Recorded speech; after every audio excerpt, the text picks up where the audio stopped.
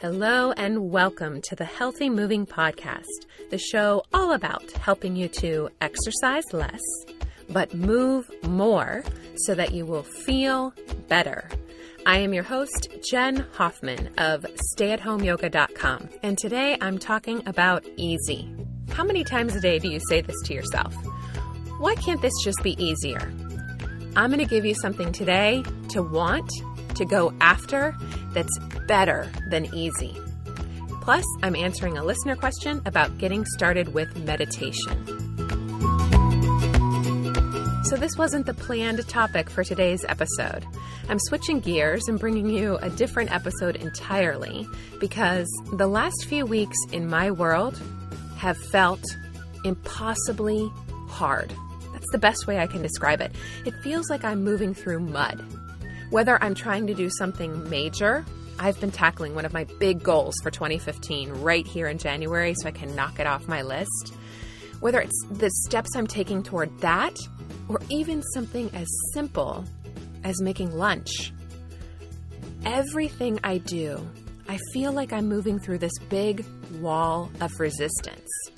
And I have to confess that when I come up against hard, the first instinct I have is to bemoan that it's not easy. But a while ago, I trained myself. I kind of had a stop thought process where every time I would hear the word easy come up in one of my thoughts, I would replace it with something else. I don't want easy anymore in my life. Instead, I want to cultivate ease. Let me tell you about the distinction between the two. Easy is passive. It cheats on the exam. Ease is active. It studies and learns and then has no trouble acing the exam. Easy disconnects. It already has all the answers. It's a bitter know-it-all. Ease engages. It seeks out new perspectives. It's willing to be changed by someone else's story. Easy is quick and sloppy. Ease is slow and methodical.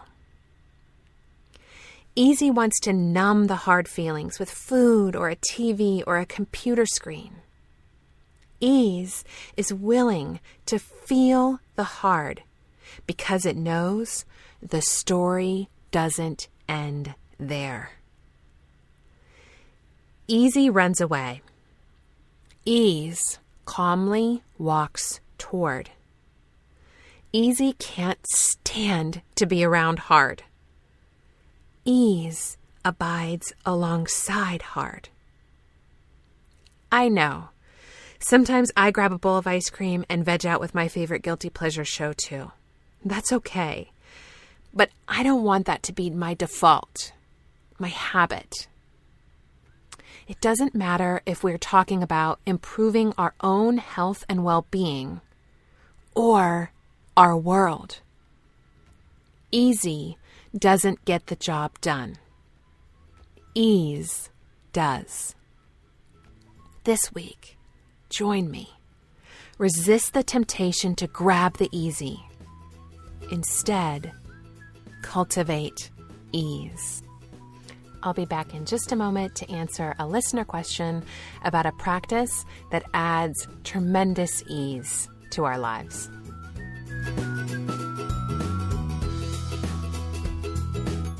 This week's question comes from Rebecca in the UK. Here's her email. Dear Jen, would you be willing to share some tips and suggestions for beginning a meditation practice? It's something I know would be good for me, and I've tried several times, but I've never been able to empty my mind. Rebecca, this is a fabulous question, and it's perfect for this week because a regular meditation practice is wonderful for helping to cultivate ease in our lives. So I have 3 tips. The first thing to beginning a meditation practice is to, 1, get comfortable. And for me, that means first that I have to move my body. I like to do a little bit of movement, maybe a couple rounds of sun salutations or Even a stretch that addresses a part of my body that's feeling tense or uncomfortable, like maybe my neck and shoulders or my calves. If I do something physical first, it helps me get in my body and a little bit out of my head. And then the second part of that is that I choose a position to meditate in where I'm comfortable. It's tempting to think that you have to be meditating sitting upright and even in lotus position, but I suggest, especially for beginning meditation, that you pick a position where you're able to be comfortable and relaxed. That might even be lying down. So the second step is to set a realistic expectation about the amount of time. To try to start meditating for 20 minutes at a time is unreasonable for most people. So instead, what I suggest is to begin with 2 minutes. I like to set a timer on my phone, and I have a really peaceful chime when the timer's done. But start with 2 minutes, and then maybe every day add 30 seconds or a minute as you're beginning this practice. It's so realistic to begin that way, and you'll have better success. Now, the third tip, and I am so glad, Rebecca, that you used the phrase empty your mind, because the third tip is about that. One of the biggest things that prevents people from meditating is the judgment they have about what should be happening in their minds when they're meditating. And it is not a practice of emptying the mind. In my opinion, meditation is a practice of focusing the mind. So if you're trying to have zero thoughts, you're going to be unsuccessful. Instead, I like to choose an intention. Some people might call it a mantra, but it can be a favorite quote, maybe a verse, or even like this week, it could be something simple like, I choose ease. It's a simple statement that you can repeat over and over. Your mind will drift, whether you're meditating for 2 minutes, 20, or an hour. Your mind is going to drift to thoughts about your to-do list or what you need to do when you get up or that awful thing someone said to you. That's totally normal. When you notice that happening, when you feel your mind drifting, just come back to your intention, to your thought. That is the practice of meditation. It's not emptying the mind. It's focusing it. Okay, I'll share some of my favorite videos for not only meditating, but also cultivating ease in general over in the show notes for episode 8 at healthymovingpodcast.com. Thank you so much for joining me today. If you found this helpful, be sure to head to iTunes to subscribe, rate, and review.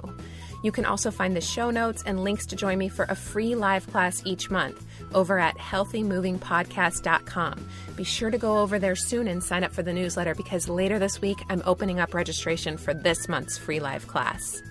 If you have a question you'd like me to answer on air or a story you'd like to share, you can call me at 201-580-MOVE or just click the Leave Me a Message link in the show notes.